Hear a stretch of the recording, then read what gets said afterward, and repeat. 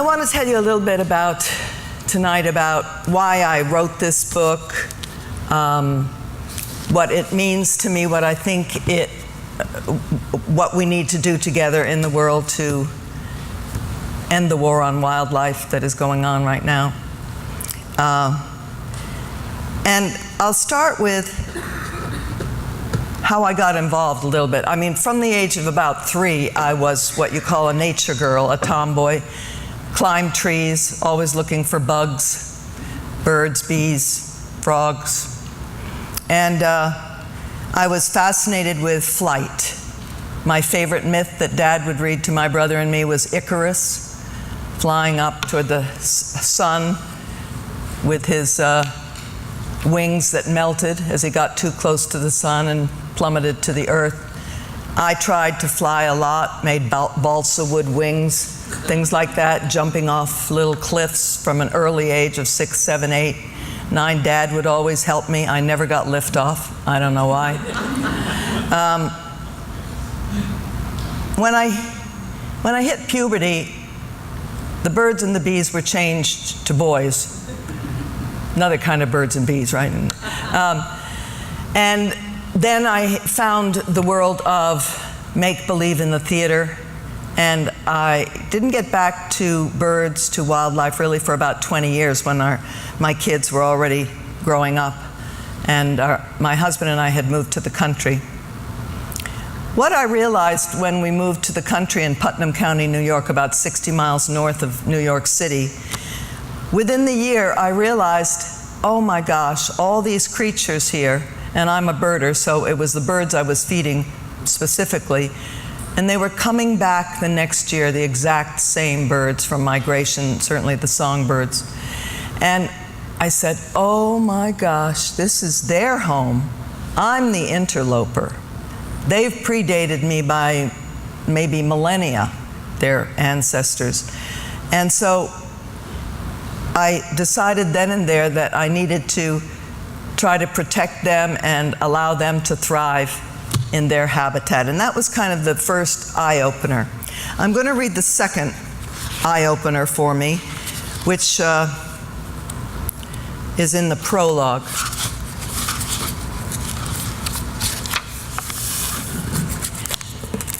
An impenetrable wall of jungle vine cloaked the forest trail as we descended over a small stream and into even darker afternoon light ahead. The acrid scent of a large animal wafted toward us, and I stopped. If this was a jaguar, I didn't want to risk cornering it. Jaguars are not known to be aggressive toward humans, but I was taking no chances. So with a soft footfall, we retreated and made our way back up to our cabin in the mountains. Belize in 1982 was not the tourist mecca it is today. The country had just won independence from Britain a year earlier, and its abundant wildlife was known only to scientists, a handful of birders, and dedicated reef divers. A friend of mine in the Foreign Service was stationed there, and at her urging, my husband Ed and I paid a visit. The portal through which all pass is Belize City. We walked through the rough and tumble town birthed in the 1600s for the lumber trade at the confluence of rivers and streams spilling into the Caribbean. Haulover Creek split the town in two and was a disgusting body of water into which everything was thrown, including carcasses from the outdoor market. Bloated fish, coconuts, shoes, dead dogs, and yesterday's newspapers floated by as if consecrating them to the river and the sea meant an end to the horror. But the detritus never stopped. Mosquitoes rife with malaria were active day and night, while flies sank into luncheon plates quicker than a fork. A woman sitting in a concrete alcove begged me to buy her baby. We didn't linger here. A bush pilot we met in a bar flew us to a Mayan ruin called Lamani, largely unexcavated then. The little seaplane put down in the river of crocodiles and was secured to the wooden dock. Tripping over extensive vines, we began to explore the ancient site. No one was around, only the incessant cicadas and tree frogs, the occasional whoop of an oropendula above its dangling nest, or the buzz of insects broke the silence of centuries. The great pyramid called the Temple of the Jaguar was unrecognizable since the jungle had reclaimed it as her own. We made our way down crumbling steps and entered a narrow, dark corridor, ducking to avoid bats as they flitted into open air. The beam of our flashlight revealed a huge stone head looming in the dark, its blue and red paint as bold as the day it was applied 1,000 years ago. This great Mayan civilization was gone. It disappeared as the Olmec had disappeared before it, both as extinct as the dodo bird half a world away. By the time the Spanish arrived, the Maya had been replaced by the Aztecs, and then the Aztecs by the Spanish. Survivors of these great civilizations were subsumed into a new culture, like Darwin's finches, adapting to the environment in which they found themselves. Ed and I traveled deeper into the interior of Belize to the high pine forests, staying in a government rest house courtesy of our Foreign Service friend. We awoke each morning to the roar of howler monkeys, the sound penetrating the forest like an approaching freight train. Once I glimpsed a big male on a dirt road 100 yards ahead, walking on 2 feet like a dark, furry human being. Sasquatch lives. The sheer abundance of industry around us was unlike anything I'd encountered in the forests of the northeastern United States.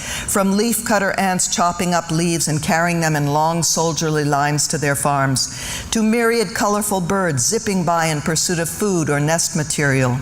Belize is a birder's paradise, but it is also home to thousands of species of insects, amphibians, reptiles, and mammals, including the king of the forest, the jaguar. I went home and began writing a screenplay about a female biologist who tracks jaguars in Belize. I contrived a story that involved the modern-day Maya, drug trafficking, and our intrepid heroine. What a great adventure, I thought, and what a great part for me. In the course of the research on the cats, I called the Bronx Zoo and was told I might want to talk to their field biologist in Belize, who actually was tracking jaguars there. He had just been grounded because of head injuries sustained in a crash involving a single-engine plane which had nosedived into the jungle floor, and he might be amenable to conversation. The next day I hopped on a plane and by evening was having a drink in the Fort George Hotel with 30-year-old Alan Rabinowitz. He was bruised and battered, but intrigued enough by my presence to invite me back to his study site in the Coxcomb Basin. We spent 5 days together, tracking jaguars against the orders of his doctor, dissecting scat, measuring pug marks, and talking extensively about wildlife. His shack was deep in the rainforest next to a few Mayan families and surrounded by a cacophony of birdsong. I never saw a jaguar in Belize, but one night as I lay on my cot, fixated on 5 scorpions clinging to the inside screen near my head, I heard a deep guttural cough outside, which thrilled me to the core. This was it. This was the wild, elusive cat of Central and South America, revered by the Olmec, Aztec, and Maya, stalked by trophy hunters and fashionistas for its singularly gorgeous coat. This was the animal so rarely seen or heard that it existed in the realm of myth and divinity. The shack wall was all that separated us as I listened to the jaguar in the forest of the night. I was hooked. I abandoned my screenplay and turned instead to encouraging Alan to write his story. Reality is always more interesting than any fiction, and Alan's life in the jungle of Belize was exciting and different. As a stutterer who talked only to animals, he had a lot to say. My life has been immersed in the world of make-believe ever since I began acting. It is a magical world I love and that summons the most imaginative parts of me. But the natural world holds more mystery and beauty than could ever be contained in one life or vista or creature. As Hamlet says to his friend, "There are more things in heaven and earth, Horatio, than are ever dreamt of in your philosophy." Alan and I became close friends, and we traveled to many places together. With his wife Salisa and my husband Ed, we trekked the Annapurna Range in Nepal's Himalayas. We visited his study site in Thailand, hoping to glimpse the rare clouded leopard. We spied Bengal tigers perfectly camouflaged in the grasses of India. We rafted a great trout river in Idaho. We stayed with the Lacandon Indians, never subsued by the conquistadors, in the depths of the Chiapas rainforest. And finally, we saw numerous jaguars lazing on the cool riverbanks in Brazil's searing Pantanal. My thirst for wild encounters and my passion for birds have taken me to unique places in the world in the company of remarkable field biologists. One cannot spend time with these heroes of conservation and not understand the crisis we are facing today with wild things and wild places. The changes that are occurring to our planet Earth as a result of human incursion are happening with such rapidity that by all estimates, we barely have a generation, maybe 20 years, to slow carbon emissions into the atmosphere before the results could be catastrophic. Many bird and animal species are threatened with extinction.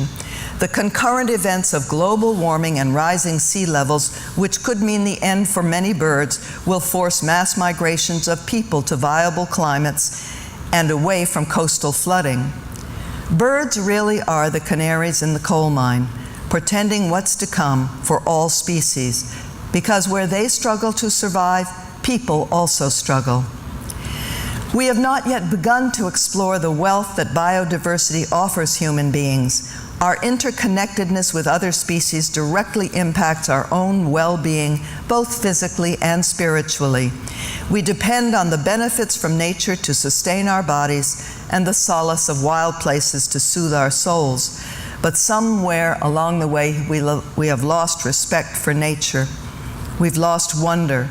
We no longer consider the unique and living creatures of the planet as sacred or special beings like ourselves.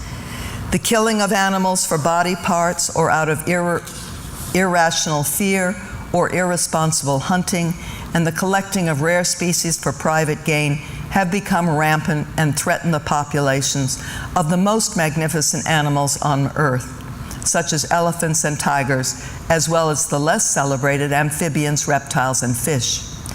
We are desecrating our lands, ripping out the heart of precious sites through reprehensible drilling, logging, and monoculture. We are polluting our waters with chemical spills, plastics, sewage, and dredging.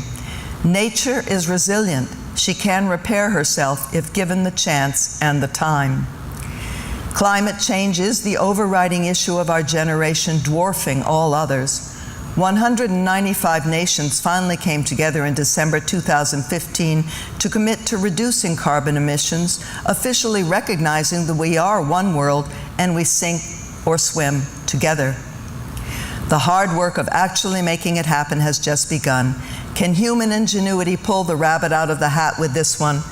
I have great faith in technology saving us or at least leading the way, but I have less faith in our leaders in government, the media, and education, making the case for our citizens, or teaching our young the importance and wonder of the natural world.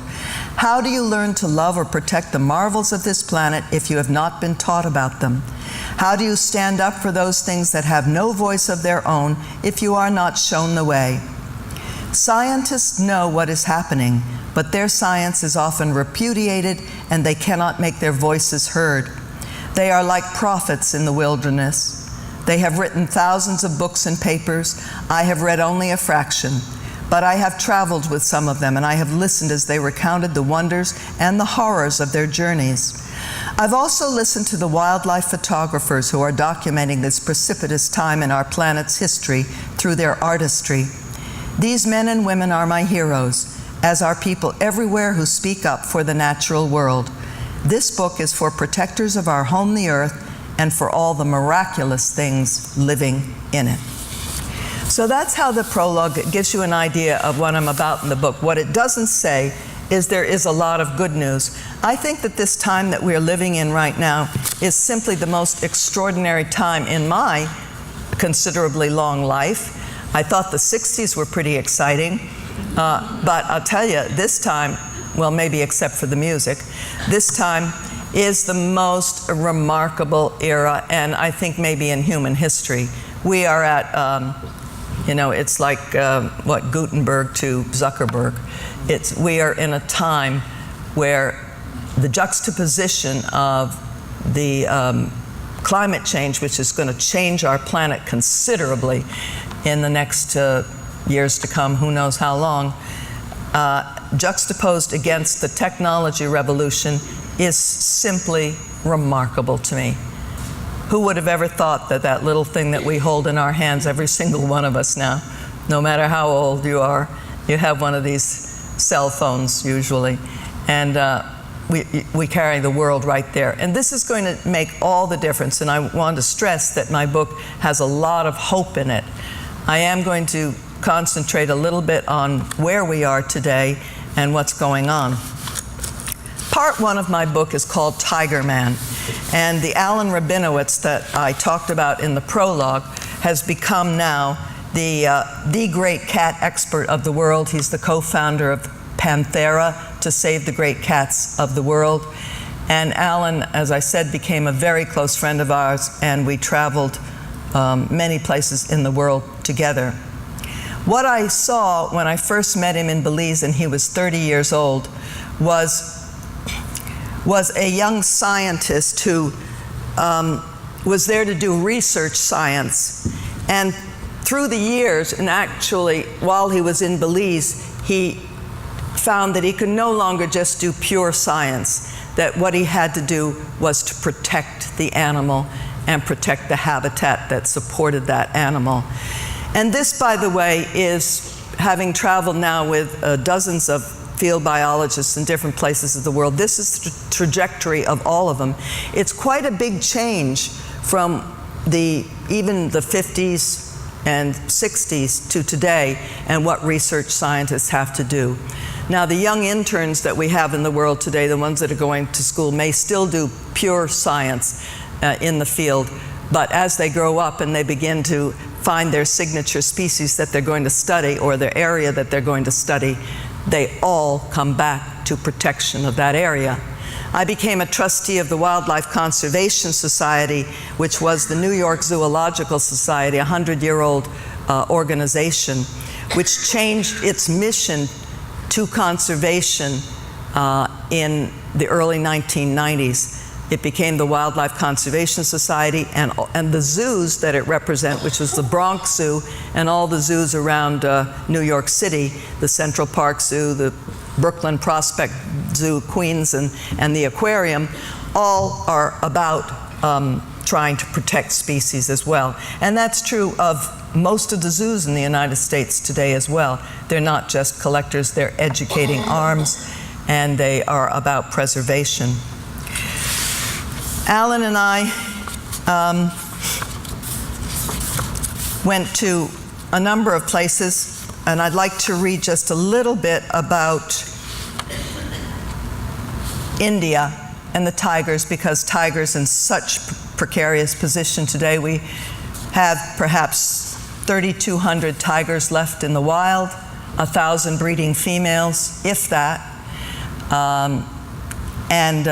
It's still very hard for them because of the poaching for body parts for the spurious medicinal trade in the Far East. We went to India, a number of us on the WCS board and staff, for the 100th anniversary of the Wildlife Conservation Society. In the 90s, we went to India, and we wanted to visit the various reserves where field biologists were working in India with tigers. India has the most tigers, but it's very hard as these reserves are getting encroached upon more and more by the population, which is not only going into the parks and the reserves, but right cheek by jowl with the agriculture. So so the genetic strength of the tigers is waning significantly. But it was pretty wonderful seeing the tigers in the reserves there, and that's what this is about. By 10 a.m., we were on our backs of elephants on the backs of elephants, crashing through a dense forest of sal and bamboo in search of a tiger that was eating his kill of spotted deer. We went in 1 and 2 elephants at a time to where the tiger lay in the brush, so well camouflaged in the flickering sunlight that had you been walking 10 feet away, you would never have seen him. He growled at the intrusion of his mortal enemy, the elephant, but stayed protectively near his bloody kill. He was sleepy with satiation, which gave the 4 of us sitting 10 feet above in the howdah a perfect opportunity to gaze at his magnificent coloration.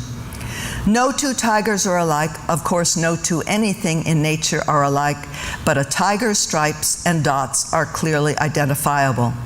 This was a magnificent young male, his pale yellow eyes fixed on ours, until I felt sure he would rise from his morning bed and leap on the elephant's thighs toward us. I was sorry we had disturbed his quiet refuge, but I was not sorry for the indelible image of his magnificence, which I carry with me to this day. I had looked into the eye of the tiger. Tiger, tiger, burning bright in the forests of the night, what immortal hand or eye could frame thy fearful symmetry? So begins William Blake's seminal poem. It's not a poem about seeking to know the tiger, but to know its creator. It is a poem of wonder, of the inexplicable, of the mystery of being. In an age of reason, how do you explain the tiger? It is also a metaphor for our own divided nature.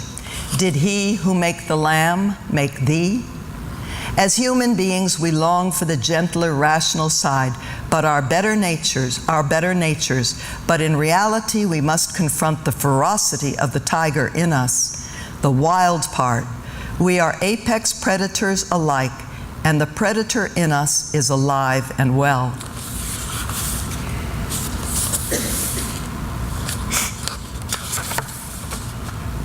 There is probably no animal on earth so heralded, feared, and revered as the tiger. Their veneration is only exceeded by their slaughter.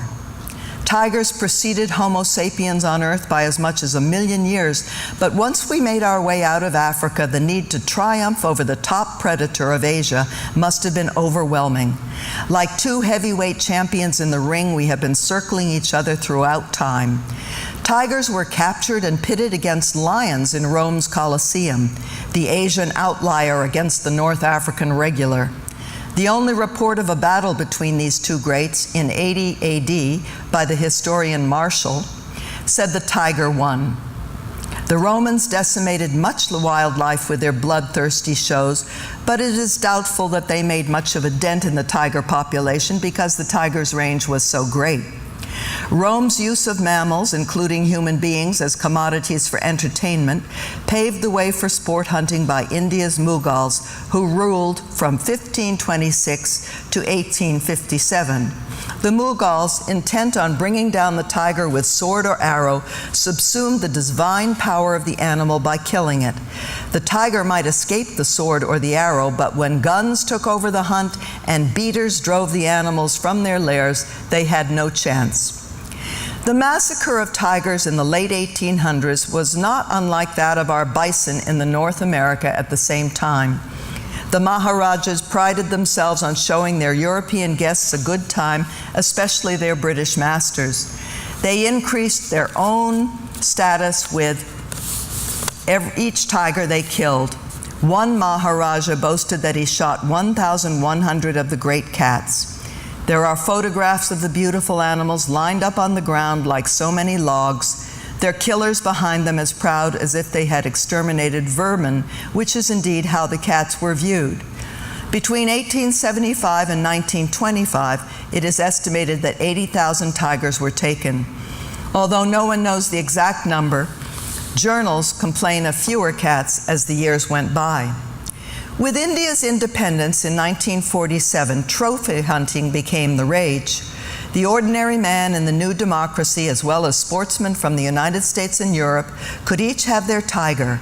High-powered rifles, scopes, and jeeps ensured them that they would. Then things started to change. Indira Gandhi became Prime Minister in 1966. She was a huge champion of her country's wildlife and was alarmed to learn that the tiger population had plummeted from 40,000 in 1900 to just 1,800 in the 1960s. Soon legislation imposed strict hunting laws and it became illegal to export tiger skins. She appointed a task force in 1971 to study the situation, and Project Tiger was launched in 1973. 9 tiger reserves were established, guards were brought in to patrol, and entire villages were moved. Indira Gandhi understood the whole complex interaction of tigers and men and the need for healthy habitats for the species' survival. The numbers of tigers more than doubled to 4,000 in the 10 years that followed. Then, in 1984, Indira Gandhi was assassinated by her own Sikh bodyguards, and the brief, bright light of the decade was dimmed again, never to fully recover. So that's where we are today.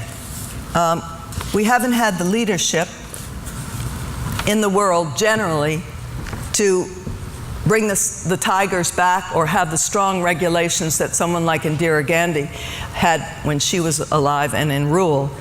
Nepal may be the one exception now. There's not the numbers of tigers in Nepal that there are in India, but the Maoist government brought in the army to deter poachers, and there has not been a poaching incident for about 8 years. Their rhinos still are safe, and the army's there at the ready. It may take this kind of enforcement to deter the poaching, but what I want to stress is what we have today is technology. And that is making a huge difference as we speak, as long as we can put enough money behind it to get the technology out there. We have, of course, critter cams in all the forests and along to look at the paths of where the animals are traveling, and I'm going to talk about elephants as well. Tigers and elephants are traveling, and also we have drones that are carrying cameras and can see where the poachers are, the elephant herds which need protecting, and where the poachers have come in. What we need now is enforcement and the will for enforcement, and it has to be kind of a global effort because they can't do it alone at this point. And I think the animals, quite rightly, are not just part of India or Asia, they're all of ours. Of course, there are many tigers that are being farmed today. The demand for tiger parts is so great in China, Vietnam, Indonesia, that they farm a lot of tigers as well. So there's more tigers in farms in China and in Texas, I might add, not for body parts, but for trophy hunting. Texas alone has 3,500 farmed tigers for trophy hunting, and there's farmed tigers in China for body parts. They thought that this might bring down the demand for tiger parts, but in fact it didn't. It worked the other way around. Very soon the buyers of tiger parts wanted the superior animal. So the superior animal was the wild animal. Well, let's move on. Alan went on, as I said, to found Panthera to save the wild cats, and it's doing a terrific job. It just needs all of us to join in and help it. The second part of the book is called Wildlife Woman, and it's about my coming of age as a conservationist. As I said, I was a bit of a nature girl when I was young, but what really changed things for me was when I started to get involved with the wildlife organizations and when I became a dedicated birder or bird watcher.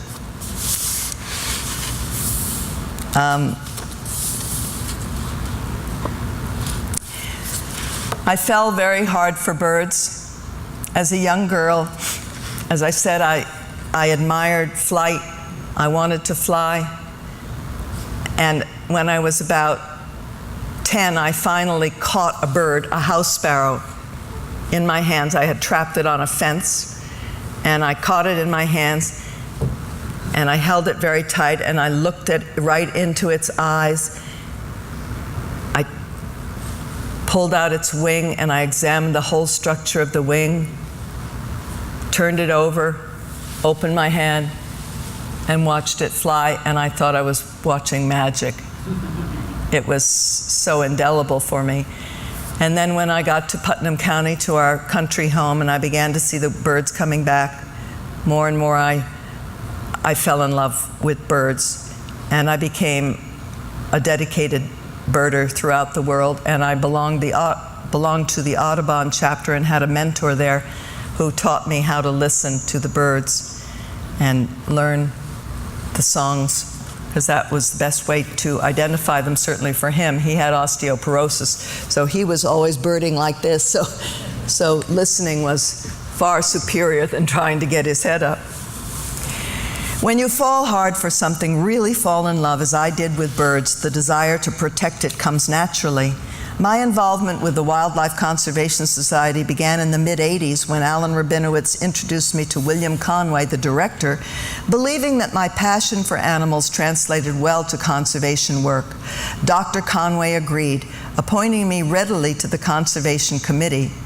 My prior nonprofit experience had been with arts organizations and social welfare groups, always lively meetings of people reflecting their constituency. The Bronx Zoo was a special place for me. Whenever my family motored to New York from our suburban Boston home, my siblings and I were taken to the zoo. It was the biggest, the grandest, and the most beautiful of all. It was here that I first encountered a Galapagos tortoise, an orangutan from distant Borneo, and best of all, the odd duck-billed platypus from Australia, an egg-laying mammal with webbed feet, which delighted my medical father no end. To be named to the Conservation Committee of the prestigious New York Zoological Society, as it was still called then, was humbling. I nervously attended my first meeting in the stately administrative building right across from the sea lion pool. A dozen of us sat around a huge mahogany table, sunlight spilling through mullioned windows onto the polished surface. It was a quiet group. My fellow committee members were from New York's founding families. Their grandfathers created the great cultural institutions of the city, the families Phipps, Haupt, Astor, Rockefeller, Pierpont, and Frick.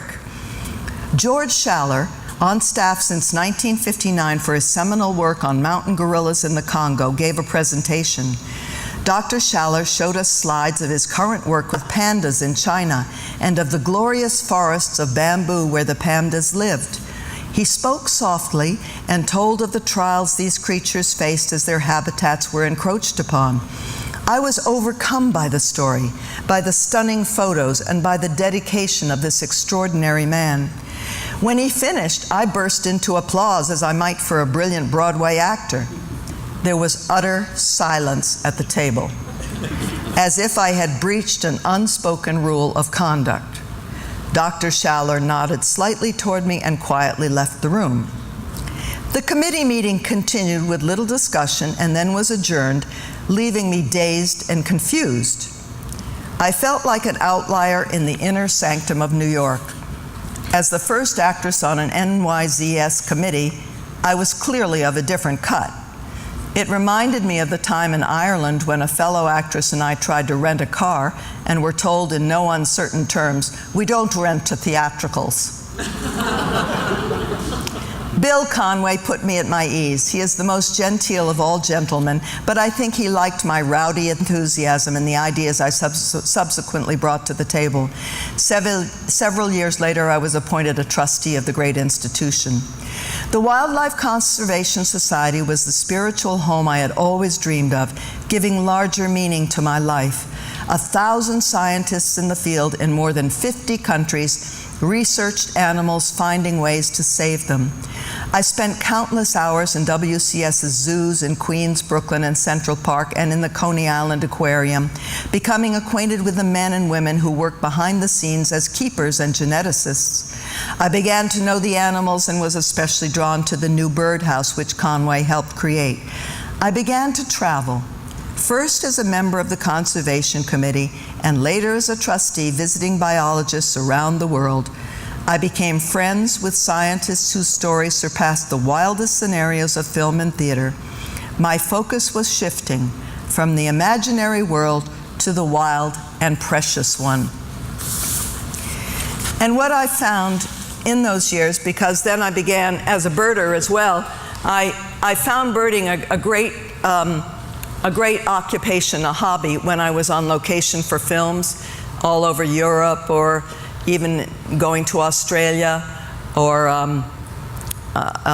anywhere that I found myself. All I needed was a pair of binoculars and a field guide, because we didn't have the apps that back then, which you, you know, that you can have on your iPhone. And some of the field guides, like everybody who's a birder knows, the Sibley field guides could be rather big. But it was a wonderful hobby to have, and it served me very well. And what I discovered in different places in the world was the same kinds of things were going on as I mentioned with Alan. It takes a village. Now, conservation is about community. It's about the buy-in, the community. We no longer come in like the great hero into a village and say, okay, we're going to save this animal. No, we come in and they talk to the villagers, they try to educate them, and I'll give you a perfect example.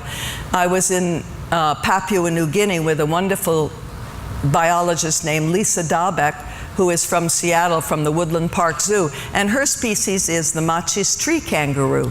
Did you know there were tree kangaroos? The tree kangaroo is a gorgeous Paddington teddy bear-like animal, very gentle, but with big, long claws, because she climbs up trees 8,000, 10,000 feet in Papua New Guinea in this one area called the Huon Peninsula. That's where they live. And she gets up there and she eats orchids all day. Pretty nice life. But she had been hunted by the clansmen because they're very nutritious and apparently they taste very good to eat. So Lisa wanted to make a deal with them and put aside a certain area just for the tree kangaroo, because being one of the largest mammals in the area, by default, then everything else would be protected if she was protected. And I say she because the signature tree kangaroo that she had collared through the years was called Trish, and we got to see Trish. I'll tell you about that in a minute. But so Lisa went to 40 different villages surrounding the area of the Machis tree kangaroo habitat, and she talked with the clansmen and women there about the rarity of the animal, which they did not know, and about her need to protect them. In exchange, what they got was better education, people coming in from the outside and training teachers for them in their village. They got health care clinics, and they also were allowed to kill the tree kangaroo in certain areas in season. Now, Lisa started this, I'm just trying to remember the anniversary it just was. I think it was 10 years ago. 10 years ago. And the villagers have kept their promise, and everything's a win-win situation. They also had very good help from some missionaries who were able to give them more health benefits. So there was an alliance there between Woodland Park Zoo and Lisa's programs and the missionary programs. The Klansmen have a very violent background. I don't know how much you know about Papua New Guinea, but it's extremely violent because the areas are so remote from each other. The mountains go up like that and very hard to scale. Interesting, while we were there, an Irish company had come and put in cell phone towers in certain areas of the Huon Peninsula and given out cell phones to some of the chief clansmen of any given clan. And I kid you, and you got to understand, some of these people still had bones through, and they're wearing ferns and all kinds of stuff. And these guys, they negotiated that cell phone like they knew exactly what it was. They had never seen one before. And I think we're hardwired for this kind of thing. So here they were negotiating with the next village on these cell phones within a matter of days, and I saw this, and suddenly the trip that they would took daily 2 miles to the next village was ended. They didn't need to go there. It was all about information, about what are you doing, what kind of animal can we go hunt here, and this kind of thing. Gone, no longer. I thought, wow. Now the interesting thing was, after 4 months, the Irish cell phone company was going to come back in and try to get them to buy these things. And I thought, I mean, they were trading in pigs, wives, and quina. Quina is the money, but pigs are first. How were they going to buy the cell phones, with pigs? I didn't know, but there they had. So that was quite an amazing thing. But Lisa has been very, very successful with her community efforts. She's juggling an awful lot of balls, as are all the biologists that I've been with lately. They're administrators, they're psychiatrists, they're everything for the villagers that they find themselves in. But this is how it goes today, and so there's no conservation without community. The other place I want to read you about was my own trajectory about animals. And when my grandchildren turn 12, I take them wherever they want to go in the world. Now they know this rite of passage is happening, so they begin to deliberate where they want to go in the world as early as 8 or 9 years old. 2 of them were cousins, Vida and Isabel, when they turned 12, and I overheard them first saying, at one point I heard Vida say, well, I just think we should go to Paris. I really think we should go to Paris. And I hear Isabel say, Vida, we'll go to Paris with our husbands. We don't have to go. We don't have to go to Paris now. So they chose the Galapagos, for which I was very happy and grateful. And in the Galapagos, one day, it's a wonderful place, by the way, for young people. If you ever get the opportunity to take young people to the Galapagos, because the animals are so benign, and they're right there. It's like a big, huge outdoor zoo, no walls, nothing, and they're exotic and wonderful creatures who have no fear of humans. So one day, one of the guides said, all right, who wants to go and swim with sharks? Now, I had been terrified of sharks since I saw Jaws. Absolutely terrified. I used to be one of those kids in Nantucket where we summered, grew up in Massachusetts, that would go out at night with my friends and my family into that beautiful stream of phosphorescence when the moon, that was the most glorious thing to do, to swim in that line of light at night. But you know that scene, I don't even have to tell you, where she's, oh my gosh. I'm a movie actress. I should know better. But it got me. And so I wouldn't go swimming in the water anymore, and neither would our boys, our 4 boys in Nantucket. Nope, that was it. That movie did it. So I had this terror of sharks. But I said, okay, this is it. Yes, swim with sharks. Yes, sure, I'll swim with sharks. So we went out in the Zodiac, and there were about, I'd say, 6 of us in the Zodiac, and this beautiful young Ecuadorian guide who, when we got to the place, she said, okay, everybody jump in, because she had forgotten her wetsuit and her snorkel back at the boat. And so we were all fiddling with our stuff like this, fiddling with our gear. And then I said, oh, well, I'm the oldest, I have nothing to lose. I jumped in. So I jumped in.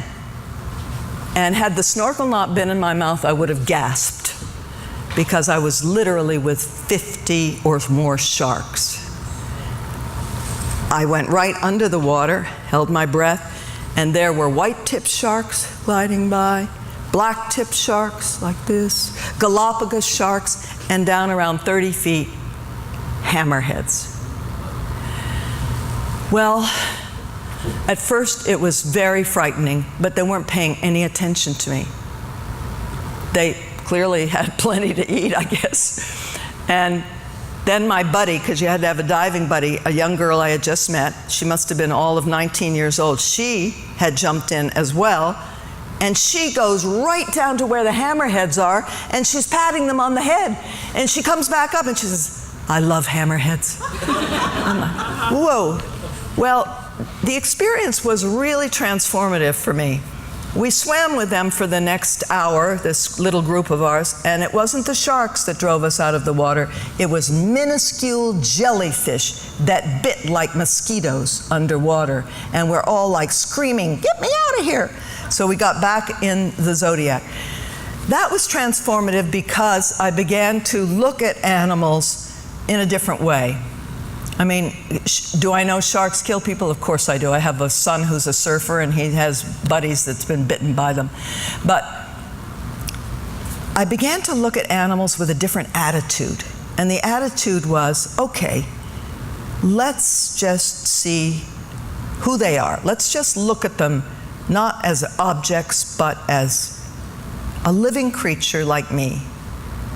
And as the Dalai Lama says, every living creature in life will come towards happiness or good feelings and go away from fear.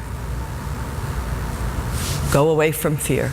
So I wanted to see how long I could keep that good feeling in relation to the animals. And that's the attitude I've had from then on.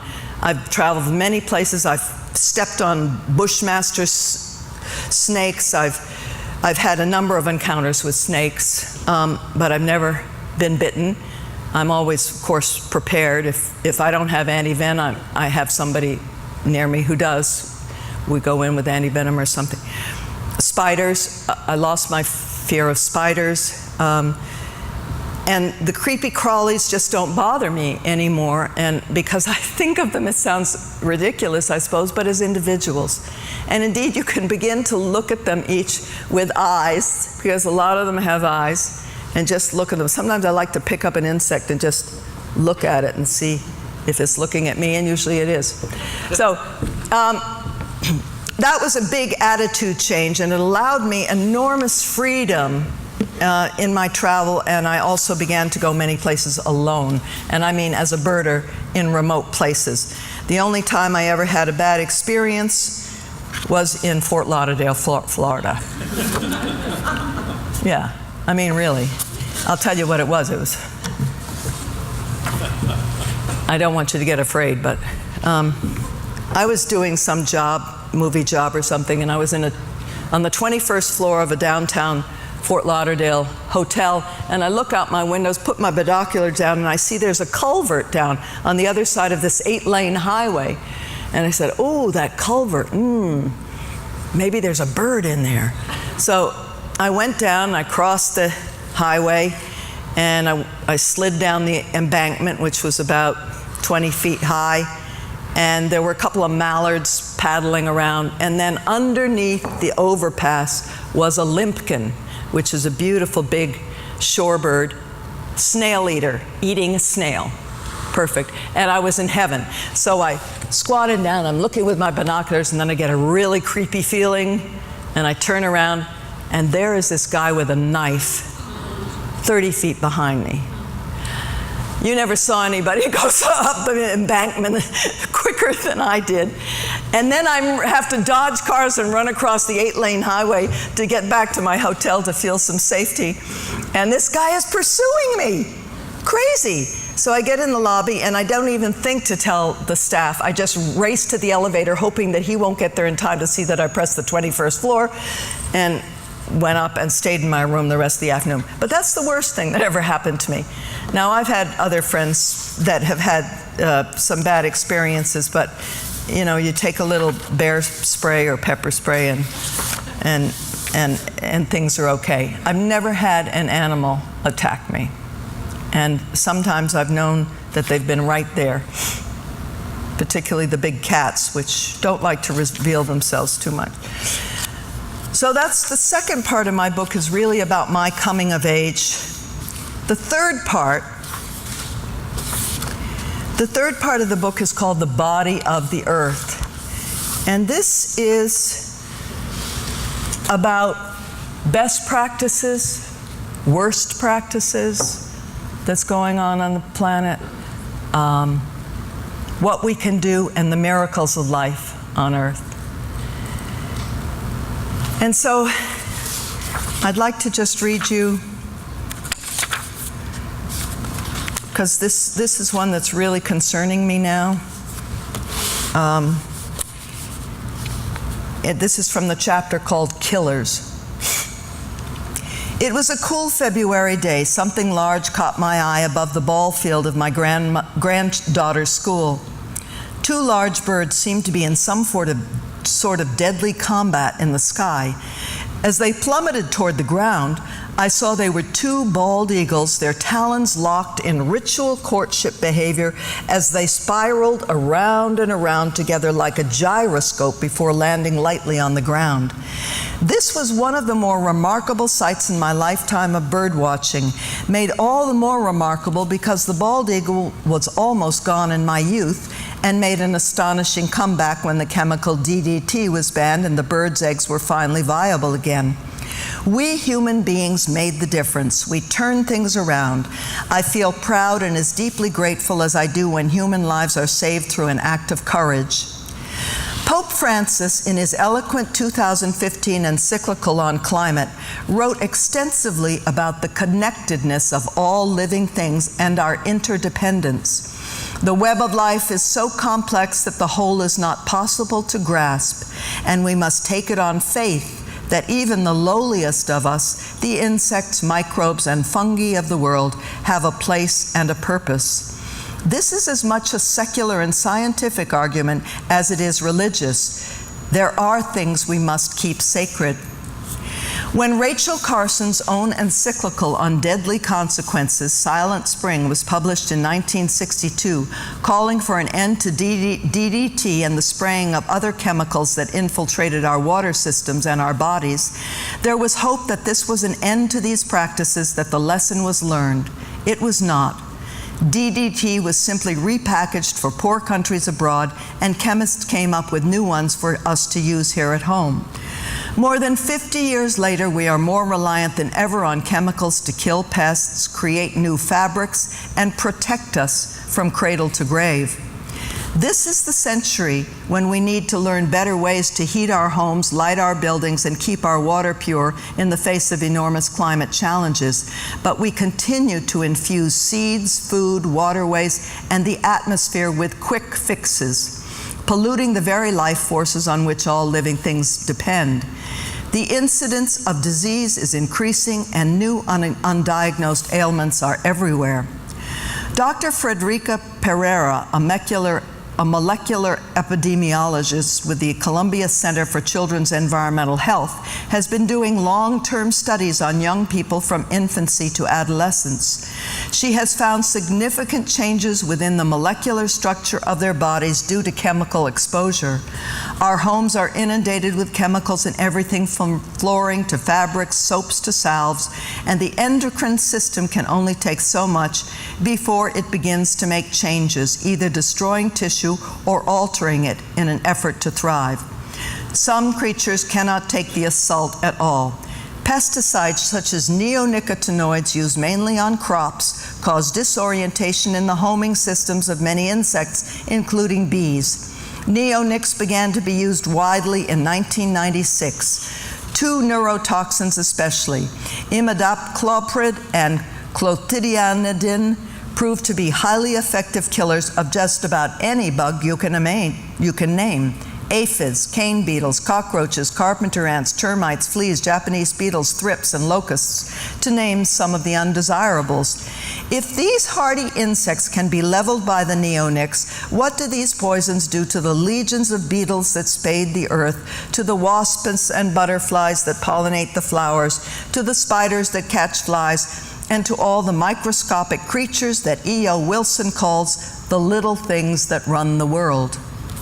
Manufacturers claim that neonics were less toxic to bird and mammals, But how can that be when many birds and small mammals eat insects, even dying ones?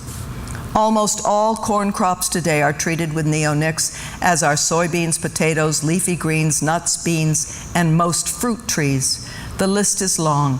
Trees are treated to prevent invaders like the emerald ash borer and the woolly adelgid. Well, I could go on. Well, we know the honeybees are suffering from this, and the birds that are declining most rapidly today are the insectivores. Swallows, swifts, nightjars, flycatchers, small raptors, warblers, thrushes, and many more. Almost every bird will eat insects at some point. When neonics get into the water and run off from fields, and the pesticides are highly toxic to aquatic invertebrates on which many fish and some birds feed. Now, the science, they say, has been done. The big companies, the big agricultural companies, say that they have done the science, but we don't have enough independent studies. The only one that is really significant is the one that came from the Netherlands a few years ago that watched the insectivorous birds, and their annual decline was 3.5% with neonics, which is not sustainable in the long run.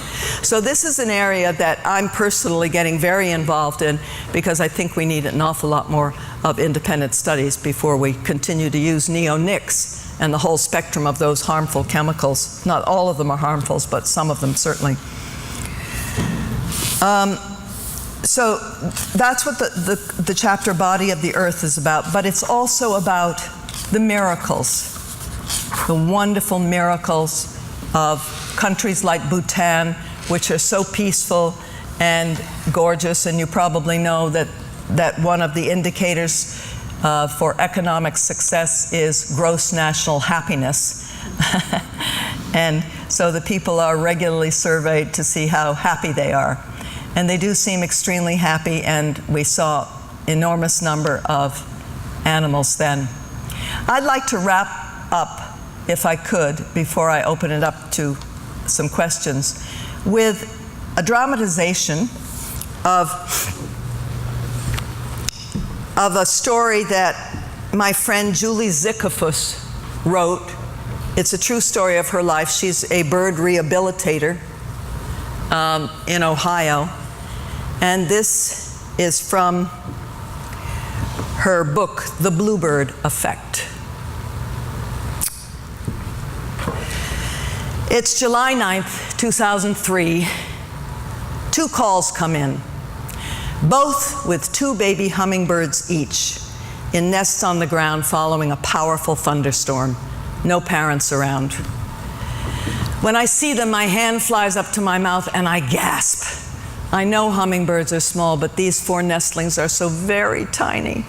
After all, they've hatched from eggs no bigger than black-eyed peas. I'm reeling from the thought that these unutterably dear little birds will die unless I can figure out a way to take care of them. By chance, I have on hand a $75 jar of powdered hummingbird maintenance diet in the refrigerator, the kind they use in zoos. I dribble some of the solution on their tightly closed bills, and then I try a variety of sounds to get them to gape as they would for their mother. A rapid peeping does the trick. Orange gapes fly open, their heads bob up and down like sewing machines' needles in their eagerness to feed. They glug down the nectar. I read somewhere that female hummingbirds take tiny insects to their young.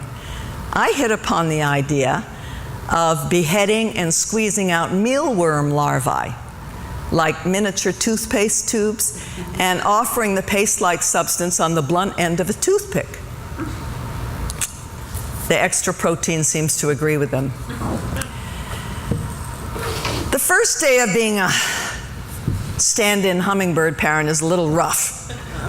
Remembering to drop everything every 20 minutes and head for the glass cage where the 4 nestlings sit, mouths agape, waiting for their next meal.